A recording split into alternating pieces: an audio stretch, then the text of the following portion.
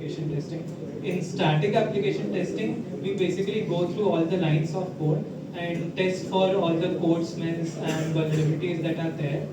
And in dynamic application testing, we pass different values or queries to the input fields, and on the basis of response of our application, we identify whether the application is vulnerable or not. There are some tools like SonarQube for checking the static code analysis, and there is tools like Stribby and GripeScan for scanning the image vulnerabilities, that is unit of our application. And then comes configuration management. So, for example, you need to provision 10 virtual machines. In that, you need to have MySQL instances replicated. So, how will you do that? You will not go to the management console or UI and provision it manually and then SSH into them and install MySQL and set up the replication for it. For that, Terraform and Ansible are open source alternatives. Terraform helps us provision the cloud infrastructure, and Ansible is for configuration management. And also, this is distro independent. That is, if the 10 VMs comes from different distro families like Red Hat Linux, Arch Linux, or Ubuntu, these will be managed by the one playbook only. So all this we discussed, like pushing the changes to the source code management tool. It will trigger the build process and then the software testing, then configuration management, and at the end publishing the artifacts that are test reports or generated Docker images and all. So this all is done under CI/CD pipeline. So basically CI/CD stands for continuous integration and continuous delivery. It ensures that there is at least deployment time, and the release cycles are also faster. Also, one thing we need to look in this is secret management. We need not to hard code the secrets into our application or at any stage of this CI/CD pipeline. We need to manage our secrets in somewhere safe place that is not accessible to the people.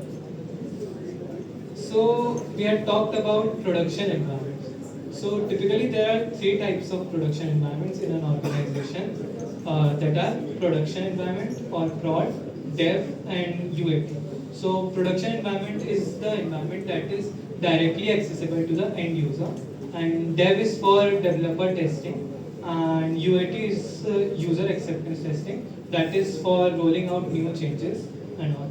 Under the hood, these environments are backed by Kubernetes in most of the startups because it's a robust technology.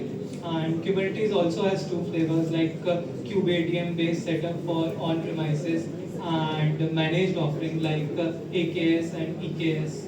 So you need to be aware of managed offering too. And under the hood, what Kubernetes does is container orchestration. It ensures that our container remains running, and if any failure occurs, the container gets restarted. So, what are containers? Containers are runtime instances of our applications. And how we can define containers? We can define containers in the form of images via Docker.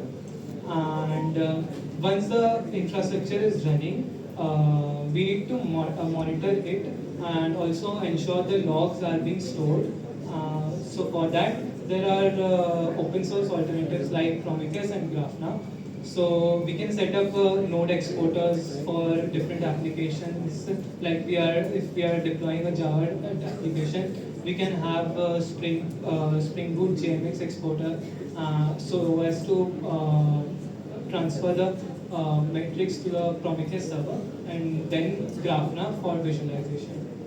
So you need to be also aware of the networking stuffs in the node pool, that is the OSI model.